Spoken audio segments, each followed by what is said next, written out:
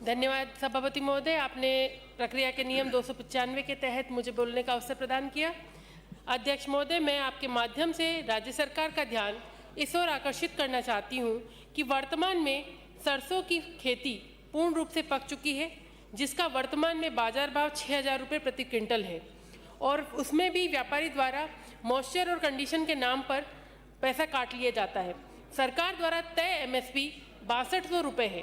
प्रदेश में सरसों के उत्पादन गत वर्ष करीब 111 लाख टन हुआ। इस वर्ष लगभग 116 लाख टन होने की संभावना है, जिसकी कटाई में किसान लगा हुआ है।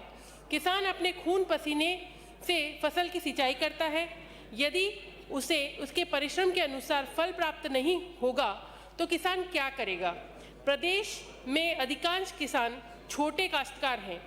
पर्याप्त भंडारण हेतु स्थान नहीं होने के कारण फसल कटने के तुरंत बाद बेचना होता है। राज्य सरकार द्वारा किसानों की फसल का क्रय अप्रैल में किया जाता है, जबकि सरसों की फसल 1 माह पूर्व लगभग मार्च के दूसरे सप्ताह में तैयार हो जाती है। मजबूरन किसान को फसल को कम दामों में व्यापारियों को बेचकर आर्थिक नुकसान का सामना करना पड़ता है। छोटे काश्तकार ब्याज पर पैसा लेकर खेती करता है। जब फसल पककर तैयार होती है तो किसान उम्मीद करता है कि लिया हुआ कर्ज भी चूके और 2 वक्त की रोटी का इंतजाम भी हो, परंतु किसान द्वारा 1 माह अप्रैल बाद MSP पर खरीद की जाती है।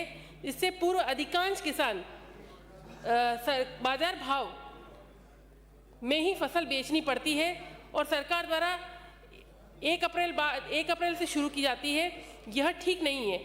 श्रीमान जी, आपके माध्यम से मैं सरकार से निवेदन करना चाहती हूं कि सरकार द्वारा सरसों की खरीद यथाशीघ्र MSP पर की जाए, जिससे कि किसान का लाभ हो सके। धन्यवाद।